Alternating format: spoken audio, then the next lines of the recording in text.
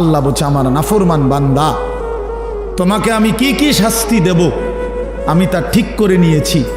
আমার কবরে, হাসরে, জাহান্নামে তুমি আমি আল্লাহর আযাব থেকে কেমনে বাঁচবা তুমি তোমার ব্যবস্থা করে নিও। আল্লাহ চ্যালেঞ্জ করছে কোরআন শরীফের। আমার শাস্তি আমি রেডি রাখছি, তুমি কেমনে আমার থেকে বাঁচবা তুমি ঠিক করে নিও। কথা বললো না ভাই, একজন আরেকজনকে হাসাহাসি করো না। ওই ছেলে, বেটকায়ও না ব্যাককলের মতো, বেউকুফ।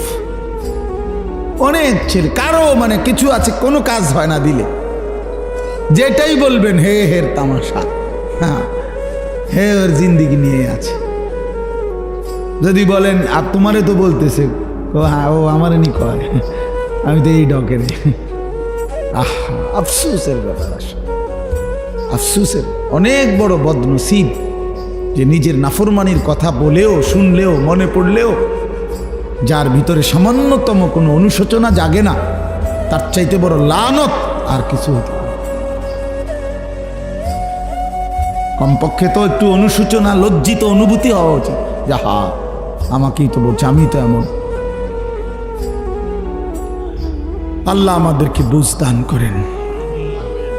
তাই জন্য বললাম, আল্লাহ তাআলা এটা বলছেন, বান্দা তোমারে আমি কি শাস্তি দেব তা ঠিক রেখেছি, তুমি কেমনে বাঁচবা তুমি ঠিক করো, তুমি ঠিক করো, তুমি আমার আযাব থেকে কেমনে বাঁচবা।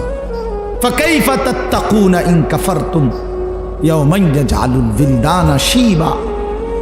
কোরআন শরীফে আল্লাহ বলে, বান্দা এই যে দিন রাত তুমি আমার নাফরমানি করছো, হায় বান্দা জানো সেই হাসরের দিন তুমি কেমনে বাঁচবা, যে দিনের একদিনের পেরেশানি, কষ্ট, দুঃখ, যন্ত্রণা আল্লাহ নিজে বলছে, খোদার কসম বাপ, আল্লাহ বলছে বান্দা একদিনের পেরেশানি হাসরের মাঠের কুলের বাচ্চাটাকে বুড়া বানায় ফেলে।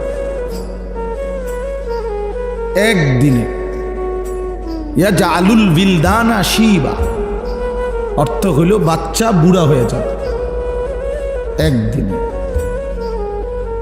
একদিনেই মানুষ বলে না যে ভাই আমার এক সপ্তাহ টেনশনে চুল পাইকে গেছে, বুঝেন নাই কথা? এমন বিপদ গেছে ভাই আমার উপরে, এমন মুসিবত গেছে বলার মতো না। এই 15 দিনের মুসিবতে আমার চুল পাইকে গেছে, চুল পাইকে গেছে। এই জন্য বললাম আমাদের এটা ফিকির চাই। আমি এই জন্যই বলছি যে নিজের ফিকির করা দরকার। মোবাইলের কথা বলতে গিয়ে এটা বলছিলাম। আচ্ছা যাই হোক, তো এরপরে ওই হাফেজে কোরআনের কথাটা শেষ করতে চাচ্ছিলাম যে আল্লাহ তাআলা কোরআনুল কারীমের মধ্যে বলছেন, আমি কোরআনকে হেফাজত করব, সংরক্ষণ করব কিয়ামত পর্যন্তের জন্য। এখন আল্লাহকে যদি আমরা প্রশ্ন করি যে মালিক আপনি যে বলছেন কোরআন সংরক্ষণ করবেন, হেফাজত করবেন, তো আমি আল্লাহ আমার বান্দাদের মধ্য থেকে এমন কিছু দিল, এমন কিছু সিনা আমি নির্বাচিত করব, যেই সিনাগুলোতে আমি আল্লাহ আমার কোরআন জমা রাখব। এগুলো আমার বাছাই, এগুলো আমার বাছাই। সুম্মা আওরাসনাল কিতাবাল্লাযীনা ইসতাফাইনা মিন ইবাদিনা। কোরআন শরীফের আল্লাহ বলেন, আমার কোরআনের জন্য আমি আমার কোটি কোটি বান্দাদের মধ্য থেকে কিছু বান্দাদেরকে আমি আল্লাহ নিজে বাছাই করেছি। ইসতাফাইনা, ইসতাফাইনা অর্থ আমি বাছাই করেছি। এক দেশ, এক জাতি, এক গ্রাম, এক মহল্লা, এক অঞ্চল থেকে আমি আল্লাহ তাআলা প্রতিদিন, প্রতি মুহূর্তে, প্রতি যুগে আমি কিছু আমার বান্দা আলাদা সিলেক্ট করি, পছন্দ করে নেই, বাছাই করে নেই। যেই দিলগুলো আমি আল্লাহ নিজেই বাছাই করেছি, এই দিলে আমি আমার কোরআন রাখব। এই জন্য কোরআন শরীফে আছে, মুমিনের দিলে, ইমানদারের দিলে কোরআন আল্লাহ জমা করে। হাফেজ সাহেব না, হাফেজ সাহেব, হাফেজ সাহেব হাফেজ বানায় না, আল্লাহ তাআলা বানায়। হাফেজ সাহেবের হাতে অনেক ছেলে ভাগ্যও যায়, হাতে ভাগ্য কা বলেন, ভাগ্য যায় না? তাইলে সব ছেলে তো হাফেজ হয় না। আল্লাহ তাআলা কোরআনুল কারীমে স্পষ্ট বলছেন, ইন্না আলাইনা জামআহু ওয়া কুরআনা, নিশ্চয়ই অন্তরের মধ্যে কোরআন বসিয়ে দেওয়া, জামআহু মানে জমা করা, এবং ওয়া কুরআনাহু এবং সেটাকে তেলাওয়াত করা। এই কুরআনাহু মানে হলো পড়া, তেলাওয়াত করা এবং অন্তরে জমা করে দেওয়া, উভয়টাই আমি আল্লাহ নিজের দায়িত্বে নিলাম। আমি নিলাম, নাহলে 8 বছরের বাচ্চা আল্লাহর কোরআন পড়তে পারা এটা চারটিখানি কথা না। 10 বছরের বাচ্চা 30 পারা আল্লাহর কোরআন টানা বলতে পারে, এই খামখেয়ালি কথা না। এটা আল্লাহ তাআলার ফয়সালা, আল্লাহ তাআলার তৌফিক, আল্লাহর বাছাই, আল্লাহর মনোনয়ন, আল্লাহর পছন্দ, আল্লাহর দয়া, কারাম, ইহসান, মেহেরবানি, খোদার কসম কায়নাতের সর্বশ্রেষ্ঠ পাওয়া। গোটা পৃথিবী যদি কেউ 1012 পায়, গোটা দুনিয়া, আর আল্লাহর কোরআন যদি কেউ 1 আয়াত পায়, তো এটাই দামি, এটাই দাম। বাকি এটা বুঝবে সে, দিল আছে যার, আখেরাত চিনে যে। একই জিনিস সবাই কদর বুঝবে এমন কোনো জরুরি না, এমন কোনো জরুরি না, এমন কোনো জরুরি না। এজন্য বললাম প্রতিটা হাফেজে কোরআন আল্লাহর বাছাই। কার বাছাই বাপ?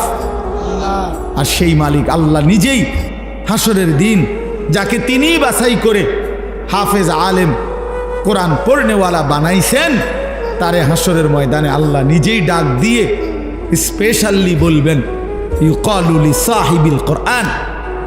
আল্লাহ নবী সাল্লাল্লাহু আলাইহি সাল্লাম বলেন, কিয়ামতের দিন আল্লাহ তাআলার পক্ষ থেকে হাফেজে কোরআন, কোরআন পড়নেওয়ালা, তাকে আল্লাহর পক্ষ থেকে বলা হবে, ইকরা ওয়ারতাকি, আমার বান্দা তুমি আমার কালাম পড়ো আর জান্নাতের উপরে উঠতে থাকো। ওয়ারাত্তিল কামা কুনতা তুরাত্তিলু ফিদ দুনিয়া, আর বলবেন আমার বান্দা আস্তে আস্তে পড়ো, সুন্দর করে পড়ো, তাড়াহুড়া কইরো না, ধীরে ধীরে পড়ো। তোমার লিফট আমি আল্লাহ অন করে দিছি, তুমি মাঝখান দিয়ে কোনো সুইচ বাটন টিপো না, তুমি কোনো টিপ দিবা না সুইচ, এটা উঠতেছে রে লিফট, এটা এটার মতোই উঠবে, তুমি শুধু পড়তে থাকো আর তাড়াহুড়াও করো না, আস্তে আস্তে তার তিলের সাথে সুন্দরভাবে যত্ন নিয়ে মহব্বত দিয়ে তাজবিদ, মাখরাজ সব বিশুদ্ধ উচ্চারণ ঠিক রেখে তুমি ধীরে ধীরে পড়তে থাকো।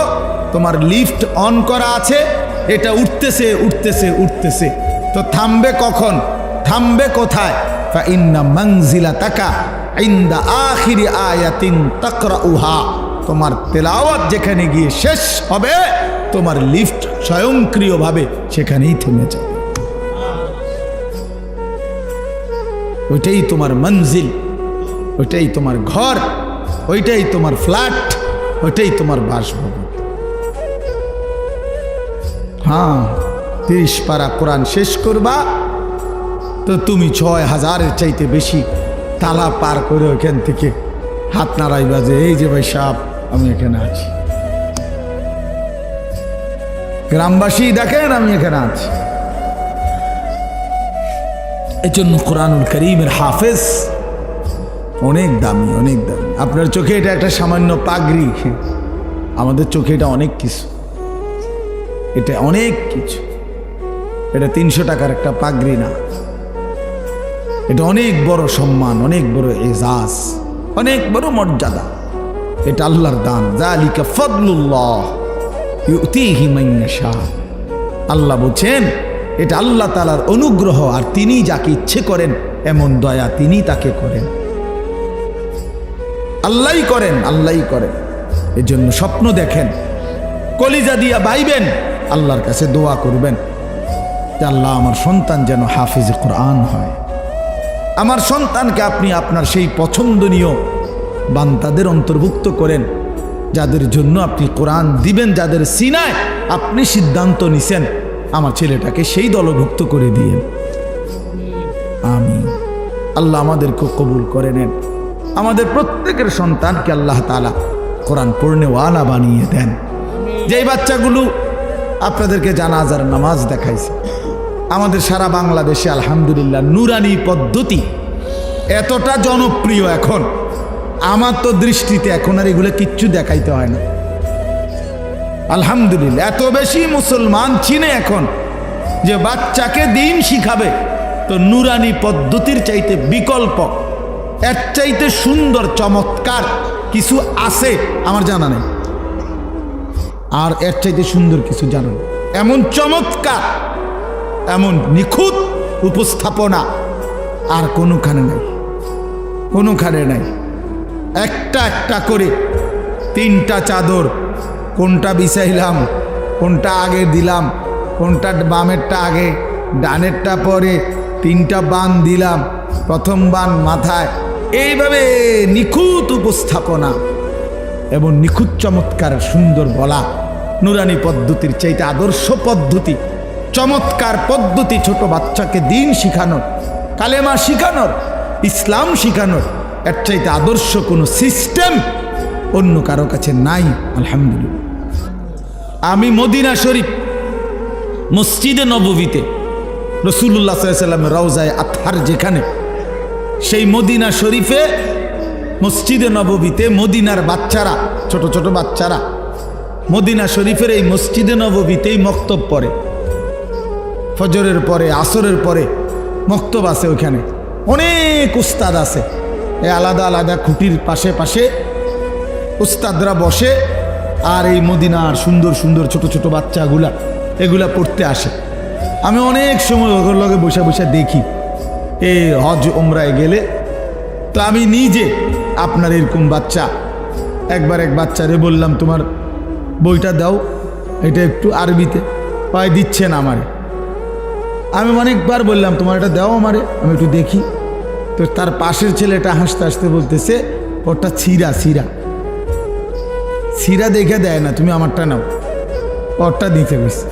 এরপরে আমি ওই বাচ্চারটা নিলাম।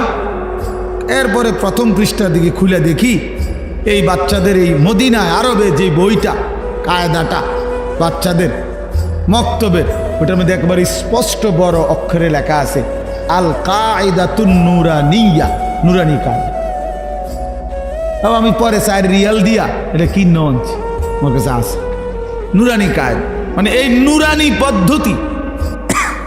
হযরত মাওলানা কারি বেলায়েত হোসাইন রহমতুল্লাহ আলাইহি, এই মহামানুষটি 43 বছর একটানা উনি বলছেন আমাকে, হাফিজি হুজুর রহমতুল্লাহ আলাইহি বলছিলেন, হাফিজি হুজুর বলছিলেন, হাকিমুল উম্মত মুজাদ্দিদুল মিল্লাত হযরত মাওলানা শাহ আশরাফ আলী থানভী রহমতুল্লাহ আলাইহির আজাল্লে বড় উঁচা একজন খলিফা ছিলেন হাফিজি হুজুর রহমতুল্লাহ আলাইহি। বাংলাদেশের সমস্ত ইমানদার ওনার নাম জানে, হাফিজি রহমতুল্লাহ আলাইহি। এই উনি উনারে বলছিলেন কারি বেলায়েত হোসেন সাহেবকে যে আপনি এমন একটা সুন্দর সহজ কোনো কৌশল, মুসলমানের বাচ্চারা দিন শিখবে, সূরা কেরাত, দোয়া কালাম শিখবে, আপনি একটা পদ্ধতি বাহির করেন। উনি 43 বছর একটানা ওই নুরানির বই, বাচ্চাদের যে বই পড়ায়, আপনি বইয়ের শুরুতে ভূমিকাতে এটা লেখা আছে। উনি বলছেন আমার 43 বছরের সাধনার ফসল এই নুরানি পদ্ধতি, এই সুরে সুরে বলা, এই টাইনা টাইনা বলা, এই কোনটার পরে কোনটা সিরিয়ালে বলা, 2 রাকাত নামাজে 60টি মাসআলা, এমনি এমনি এক সুন্দর তালে তালে কর, অজু ভঙ্গের কারণ এতটি, নামাজ ভঙ্গের কারণ এইটা। আমার মাদ্রাসা তো দেখ বাচ্চা ওই যে হুজুরে যে পড়বার সময় এমনি একটু ডুলছে, ও বাচ্চা ওই ঘড়িটা কইবার সময় ডোলে, আরে তো ডোলো কা, ওই যে ওস্তাদ যে এমনি ডুলছে হেতে এই ডুলাটাও ঠিক রাখছে, এমন নিখুঁত, এমন চমৎকার। এই জন্য আমি এইটাও আপনাদেরকে বললাম, নুরানি পদ্ধতি আল্লাহ তাআলার কাছে একটা মকবুল পদ্ধতি। আলহামদুলিল্লাহ, আপনাদের বাচ্চাদেরকে আপনারা কোরআন শিখাবেন, দিন শিখাবেন।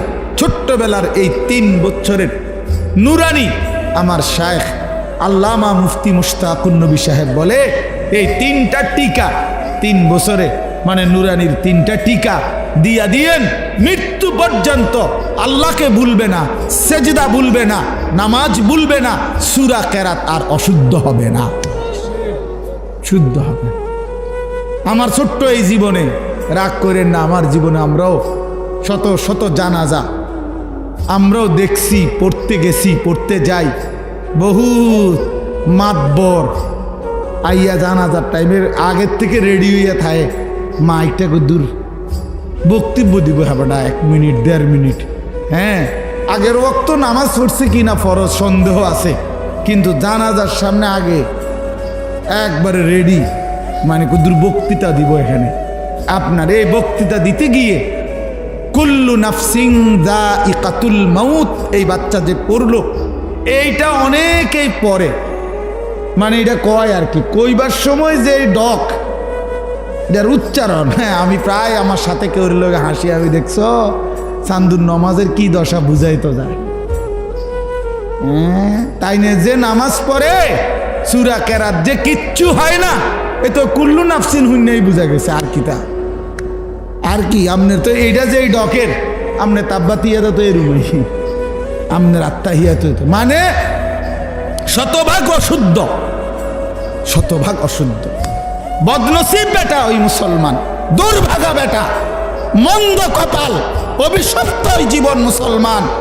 60 বছরে, 50 বছরে, 40 বছরে এত বড় আসমান ও জমিন আল্লাহর ভোগ কইরা, এত বড় দুনিয়া ভোগ করে আল্লাহর দেওয়া কোরআন 4টা সূরা 5টা সূরা শুদ্ধ করে পড়তে পারে না, আত্তাহিয়াতুটাও পড়তে পারে না, দোয়ায়ে কুনুতটাও শুদ্ধ উচ্চারণ করতে পারে না। এই জিন্দেগি বদনসিব বেটা, দুর্ভাগা বেটা, দুর্ভাগা বেটা, এটা বেটা এই জিন্দেগি বাতের থালা ছাড়া আর কিচ্ছু না বেটা। এই জীবন কতক্ষণ হতন ছাড়া আর ভাত খাউন ছাড়া আর পেশাব পায়খানা ছাড়া আর কিচ্ছু না বেটা। এটা বেটা কিসের মুসলমান তুমি বেটা, কিসের মুসলমান তুমি? হ্যাঁ, 30 বছরও তোমার কলিজার মধ্যে এটা আসে নাই যে আমার আল্লাহর কোরআন শুদ্ধ করা দরকার? কি ডকের মুসলমান এটা?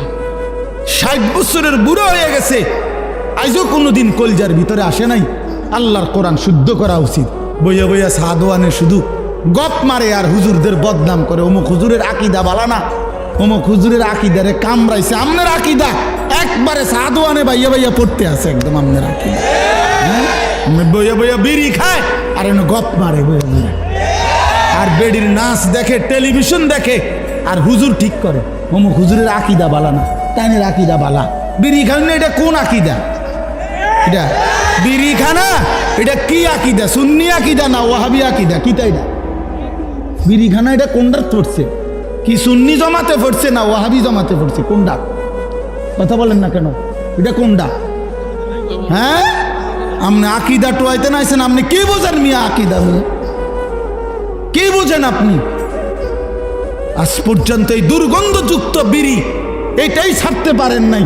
এবারটা শিখায় আকিদা, অমুকের আকিদা বলে বালান, আমার অমুকের আকিদা বালান। আপনি তো শরীরে গন্ধের কারণে কাছে যাওয়া যায় না, আপনার দুর্গন্ধ। ওটা আকিদা ঠিক করে। চা দোকানে টেলিভিশন চায়, আগ করলে গালি দেয়, কথা কইলে গালি ছাড়া কথা বলতে পারে না। কি আশ্চর্য মুসলমান, অবাক করা মুসলমান। বিড়ি সিগারেট একটি দুর্গন্ধ জাতীয় নিকৃষ্ট বস্তু। আল্লাহ নবী সাল্লাল্লাহু আলাইহি সাল্লাম ইন্তেকাল পর্যন্ত কোনো দিন দুর্গন্ধ নবী পছন্দ করতেন না। যিনি কাঁচা পেঁয়াজের গন্ধ পছন্দ করতেন না, কাঁচা রসুনের গন্ধ নবী পছন্দ করতেন না, নবীজি ঘামের দুর্গন্ধ পছন্দ করতেন না। আল্লাহ নবী সাল্লাল্লাহু আলাইহি সাল্লাম যখন হাঁটতেন ওই জায়গাটা, রাস্তাটা পুরা মেশক আম্বরের ঘ্রাণ হয়ে যাইত। তার পবিত্র দেহ থেকে ঘাম ঝরিলে সেটা আতর হিসাবে সাহাবায়ে কেরাম ব্যবহার করত। এত পবিত্র, এত সুঘ্রাণ। নবীজি বলতেন 3টা জিনিস দুনিয়াতে আমার সবচেয়ে প্রিয়। একটা হলো আতর, 1 নাম্বার সুগন্ধি, আত্মীব। 1 নম্বরে নবীর ভালোবাসার বস্তু ছিল সুগন্ধি, আতর। আল্লাহ নবী সাল্লাল্লাহু আলাইহি সাল্লাম, আমি এইমাত্র আমার হারিস ভাই আমার আতর নিচে এখন মানে দিছি, এখন ওনার ওই যে বয়ান করলো, তো আমার বন্ধু দোস্ত মানুষ, আমি আতর লাগাইতেছি, চমৎকার গ্রান, নেন আপনার হাদিয়া দিলাম। এই যে এখন দিয়ে পড়ছি পকেটেরটা। তো বলতেছিলাম যে আল্লাহ নবী সাল্লাল্লাহু আলাইহি সাল্লামের সবচেয়ে প্রিয় বস্তু ছিল আতর, যিনি কখনোই দুর্গন্ধ পছন্দ করতে পারতেন না। এই মুসলমান, এই দুর্গন্ধওয়ালা, এই বিড়ির গন্ধওয়ালা মুখ নিয়া সেই নবী যিনি চিরদিন সুগন্ধিময় ছিলেন, তার সামনে কেমনে দাঁড়াইবেন সুপারিশের জন্য? লজ্জা করবে না? হ্যাঁ, শরম করবে না? করেন, ছেড়ে দেন। কোরআনুল কারীমের মধ্যে আছে, ও আপনার করে দেখাই, এটার কথা হয়েছে, এটা কইয়া সারি লাগে। হ্যাঁ, যে ওদের এটা তো অসুবিধা কি? ইমাম সাহেব কোনো যদি হুজুর খায় বিড়ি সিগারেট, মনে করেন কেউ যদি বলে হুজুরে এই তোকা, তা আপনি হুজুরের দোনোজনে পিঠা খাইব, অসুবিধা কি? আশ্চর্য কথা। কোনো ব্যক্তি হুজুর হইলেই উনি কি বেহেশতের থেকে আইছে নাকি? কথা, হুজুর হিসাব দিতে হবে না? কথা বলেন না কেন? হুজুরের হাসরের ময়দান নাই, পীর সাহেবের কোনো বিচার আচার নাই। হ্যাঁ, এত রঙে সিরা খায় না, পানি দিয়ে খাওয়া লাগে।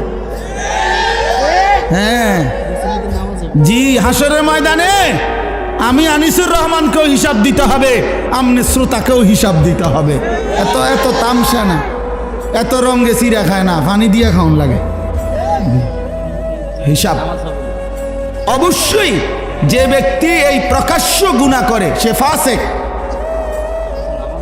আপনি হিসাব নেন এটার, ফাসেকের পিছনে নামাজের হুকুম কি জিজ্ঞাসা করেন, যেই কোনারে জিজ্ঞাসা করেন। এই জন্য বলেন বাপ এ তো মাকরু, এ তাহারিমি। এই জন্য আমি অনুরোধ করছি, এই যে দেখেন আপনি কোরআন শরীফে আছে, আল্লাহ তাআলা বলেন জাহান্নামীদের খাবার, জাহান্নামীদের যেই খাবার, এই খাবারের বৈশিষ্ট্য লা ইউসমিনু ওয়ালা ইউগনি মিন জু। এটার অর্থ হইল জাহান্নামীদের খাবারে আল্লাহ বলতেছে লা ইউসমিনু, এটার দ্বারা কোনো পুষ্টি হবে না, অর্থাৎ কোনো শক্তি সঞ্চয় হবে না।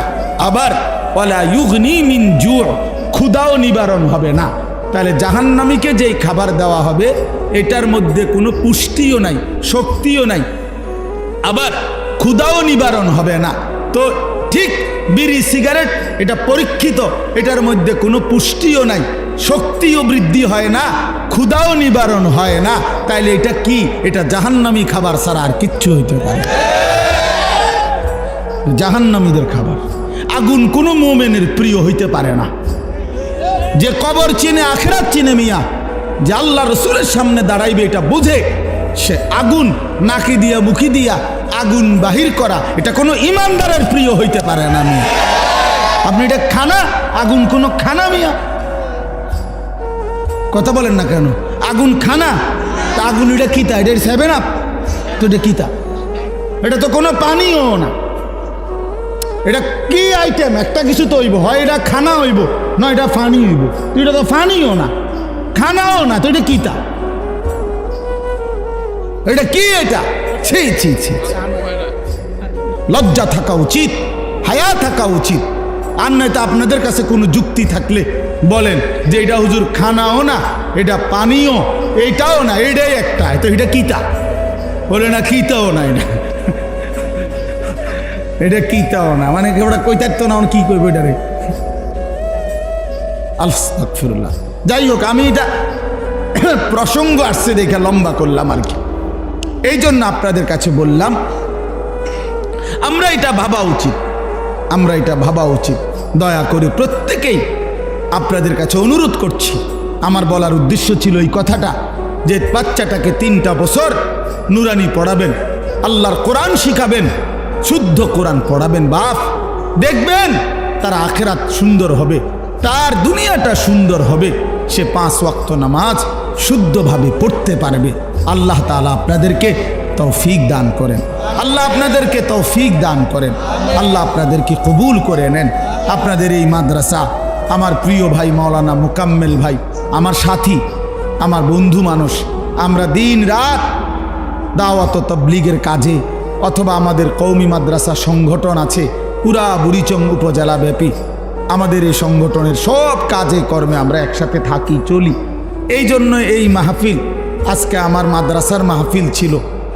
সারা দিন আমার মাদ্রাসায় আমার ব্যস্ততা ছিল।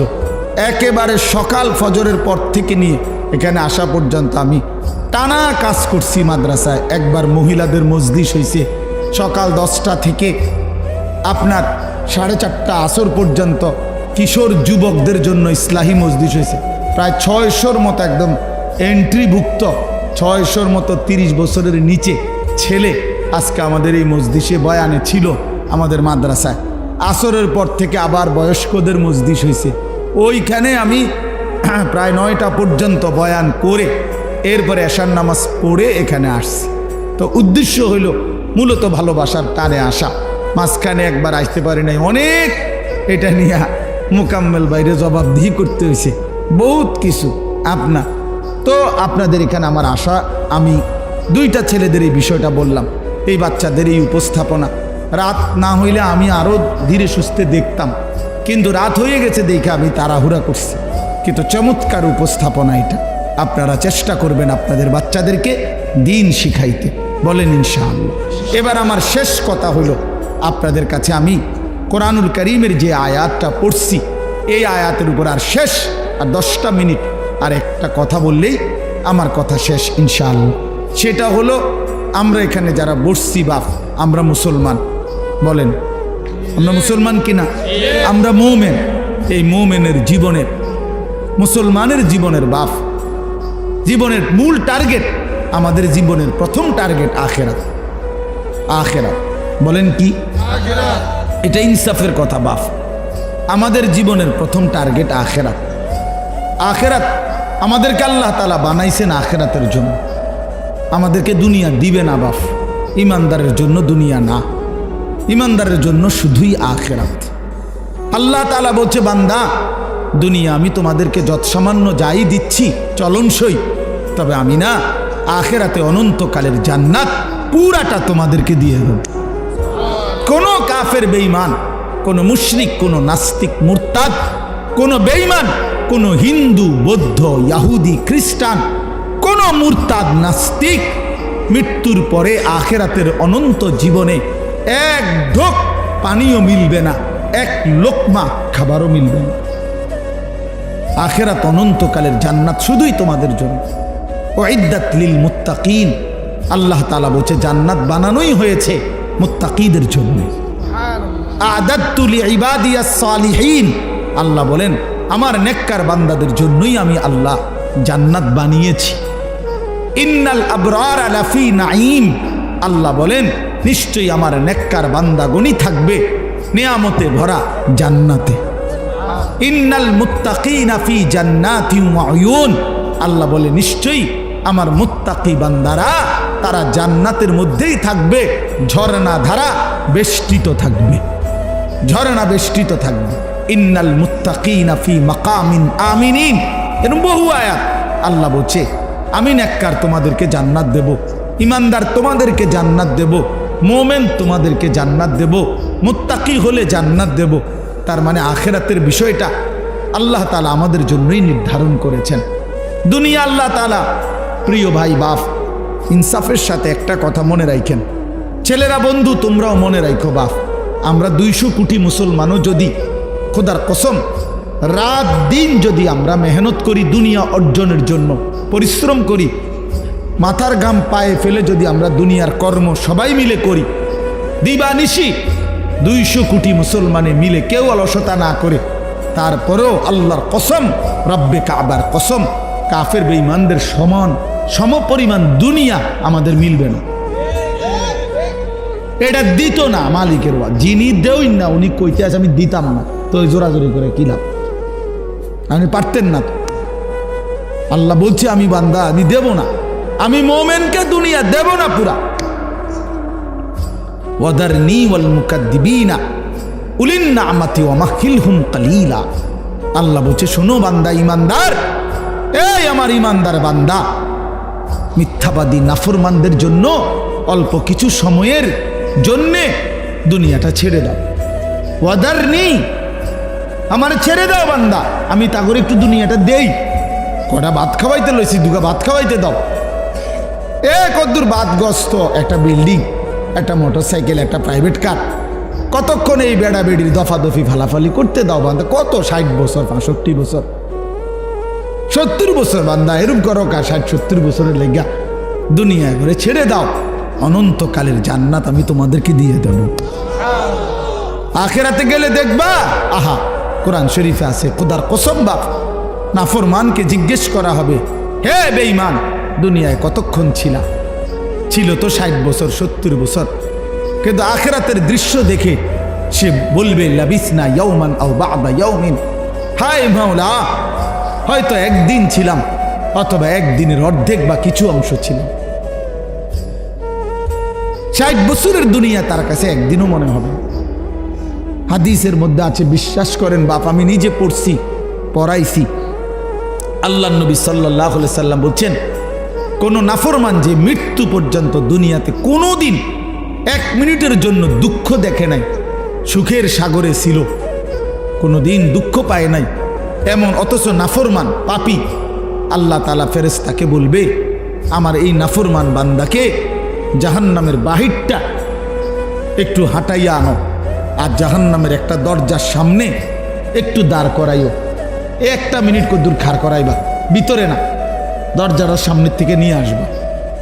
ওই ফেরেশতা তাকে জাহান্নামের বাহিরটা ঘুরাইয়া জাহান্নামের দরজার কাছে যখন এনে দাঁড় করাবে, জাহান্নামের একটা গরম বাতাস 1 মিনিটের জন্য, 10টা সেকেন্ডের জন্য জাহান্নামের একটা গরম বাতাস ছাপ করে তার বুকটার মধ্যে লাগবে।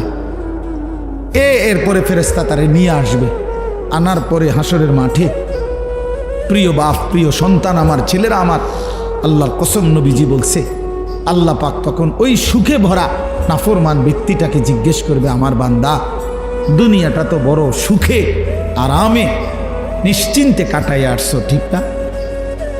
আল্লাহর কসম ওই বান্দা তখন বলবে, আয় মাওলা, আপনার জাতের কসম মাওলা, জীবনে দুনিয়ার হায়াতে সুখ কি জিনিস আমি জীবনে কোনোদিন দেখিনি।